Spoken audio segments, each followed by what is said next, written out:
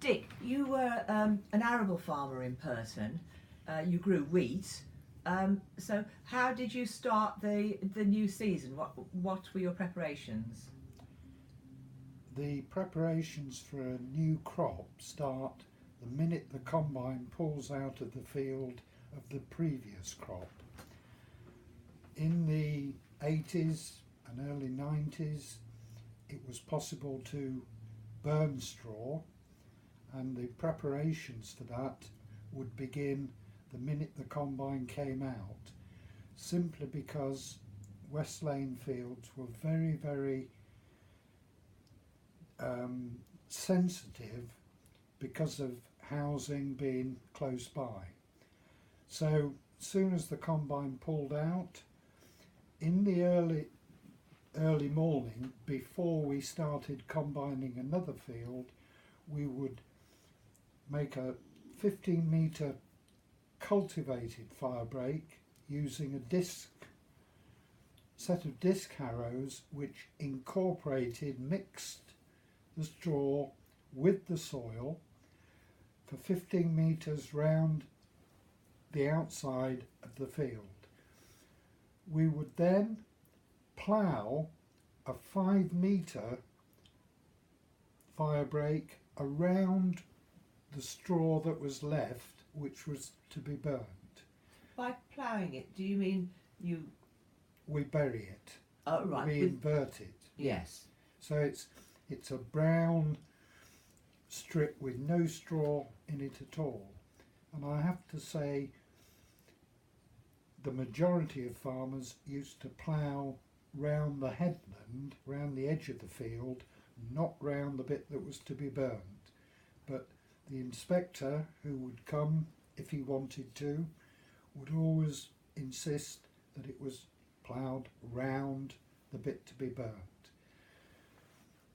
Soon as that was done, even if we were combining down at Shillington or even over at Ickleford, if the wind was right for West Lane burning, we would drop everything, come over and burn all the fields if possible. How did you check the wind then, the weather? You would check the wind, you could phone, had a service you paid for from the Met Office, so you could phone early morning and they would give you an estimated wind speed. But that was always given at 3 metres from the ground, so it was much, much less below. But again, it's the public perception. If you see trees swaying, people think it's windy. Same with spraying.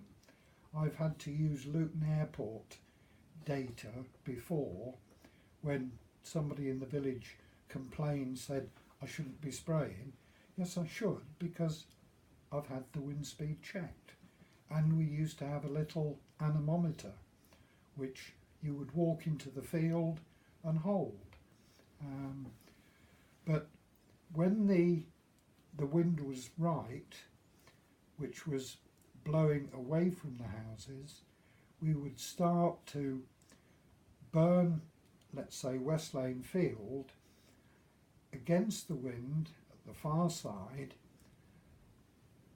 2 people, one going one way around the field, one going the other, just lighting the straw as you go, round the sides, round each side, and then meet together at the top, and then the straw would go with the wind and you get a very good burn.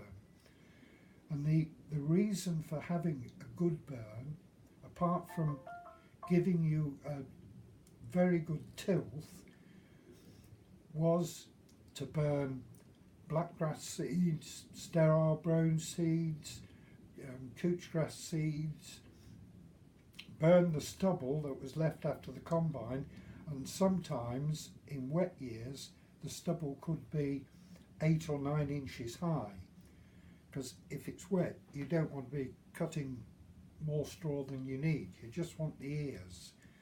So those straw stalks left would be a disease source for the next crop, particularly eye spot, and various other diseases which would be spread directly onto the new sown crop.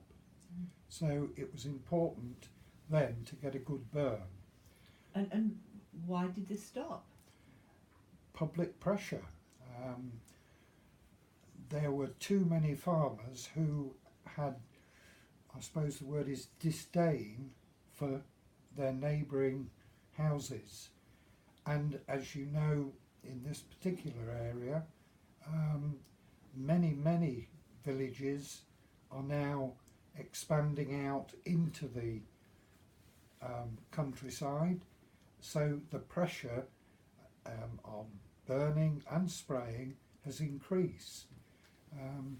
And certainly it was a very worrying time.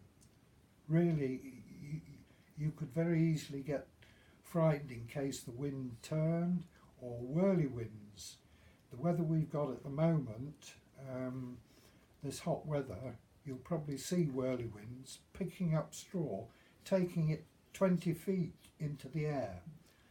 Blows over, you can get a standing crop next door, you can do all your preparations, have your water bowser, have your beaters, and if you get a whirlwind, it can go anywhere. And did you have any problems with the Pirton fields in Nope. your time? Never, No. never. How long were you managing Pirton Farms and Shillington for? 20 years. 20 years. Yes. Well, thank you very much.